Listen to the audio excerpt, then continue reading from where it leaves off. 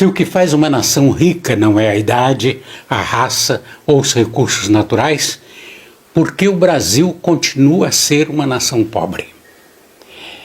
Pôncio Pilatos perguntou à multidão: qual desses dois vós quereis? E o povo respondeu: Barrabás, o ladrão. 2000 anos se passaram e o povo continua escolhendo os ladrões, os aventureiros, os corruptos, os falsos líderes. Eu recebi de um amigo uma reflexão sobre a diferença entre as nações ricas e pobres. Ele argumenta que o que diferencia uma das outras não é a sua idade. Índia e Egito, por exemplo, têm mais de 2000 anos e ainda são países pobres. Já o Canadá, a Austrália, a Nova Zelândia, que há 150 anos eram insignificantes do ponto de vista econômico, hoje são países desenvolvidos e ricos. Frisa também que essa diferença não depende dos recursos naturais disponíveis, visto que o Japão, com um território limitado, com 80% de montanhas, é a segunda economia mundial. A Suíça, com um pequeno território e sem plantar cacau, é o melhor produtor de chocolates do mundo, além de fabricar os melhores produtos leiteiros. Fatores raciais ou de cor, segundo ele, também não têm importância. Qual é a diferença? Pergunta. A diferença é a atitude das pessoas moldadas pela educação e cultura. Quando se analisa o comportamento das pessoas dos países ricos, se observa o respeito aos seguintes princípios de vida: ética, integridade, responsabilidade, respeito pelas leis e aos direitos dos outros, amor ao trabalho, esforço para poupar e investir, produtividade, pontualidade e orgulho de cumprir com seu dever. Em países pobres, uma pequena minoria segue esses princípios básicos em sua vida. Estamos neste estado socioeconômico precário porque queremos levar vantagem sobre tudo e todos e também porque sempre raciocinamos assim: não é problema meu. Somos pobres porque nos falta atitude, falta vontade de seguir e ensinar esses princípios. E ele encerra a reflexão dizendo que deveríamos ler mais e agir mais. Só então seremos capazes de mudar nosso estado precário.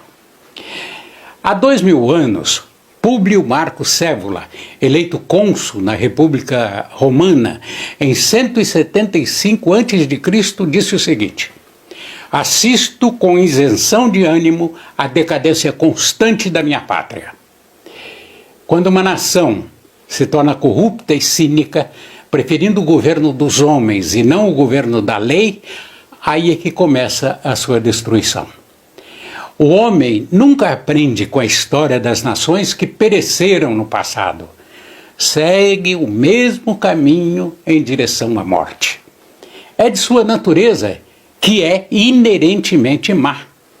Vamos pensar nos representantes do povo. Quem recebe os votos do povo? O homem virtuoso ou o homem mau, que é extravagante em suas promessas? Invariavelmente, o homem mau. Nem importa que o mal cumpra ou não cumpra as suas promessas. O povo não liga e nem tampouco se preocupa em lembrar-se delas. Basta saber que ele é mau e que os representa. As multidões estão mais à vontade num clima maligno do que num clima de bondade, que os constrange e decompõe, pois é contra a sua natureza.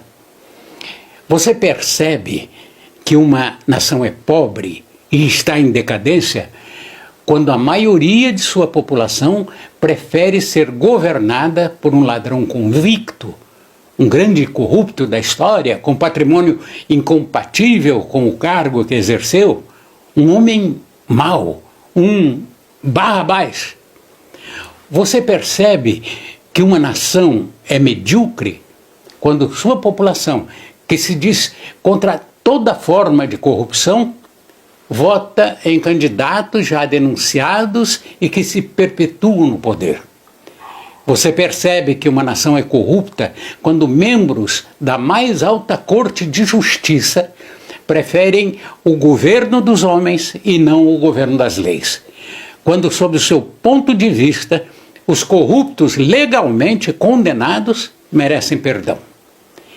Você percebe que uma nação é pobre, medíocre, decadente e corrupta quando seus cidadãos não se fazem respeitar, não respeitam o próximo, não têm a mínima educação, querem levar vantagem em cima dos outros, não têm ética, integridade, responsabilidade e muito menos respeito às leis.